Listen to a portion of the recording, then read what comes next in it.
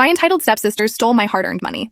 Now they are both avoiding me like the plague because I got them grounded for a year. My folks split when I was 10, and my mother remarried a year later. My dad was in the military and was always stationed abroad. The man my mother married was Todd, and he had a daughter named Shelley, who was 4 years older than me, and Melissa, who was 1 year younger than me. I can understand sympathize with Shelley and Melissa's hurt and abandonment issues from their mother, and why they were unhappy when their father remarried. During the summer and on weekends, I mowed and edged lawns and picked weeds for several elderly neighbors. I was also earning an allowance because I was the only one who did chores in the house. Summertime, I was pulling a little under $200 a week. When you are 12, that is a lot of money. Well, my sister saw how much cash I was getting and felt entitled to it since I was living in their house, and they did not like me or my mother. I tried talking to Todd and my mother about it, but they told me I must be misplacing it or spending it too quickly. Mom infuriatingly wanted to keep the peace and insisted that I was mistaken, and that Shelley and Melissa would never. I felt frustrated and alone. I thought about calling Dad, but it would only make him worry until I had a shrewd idea. When my folks separated, my dad bought me a small CRT TV and a PS2 to comfort me through my folks' divorce. What if they like my money disappeared? My birthday was coming up, and I had requested a game from my dad. He would be upset if I couldn't play it if the console and my TV were gone. About 2 days before my birthday,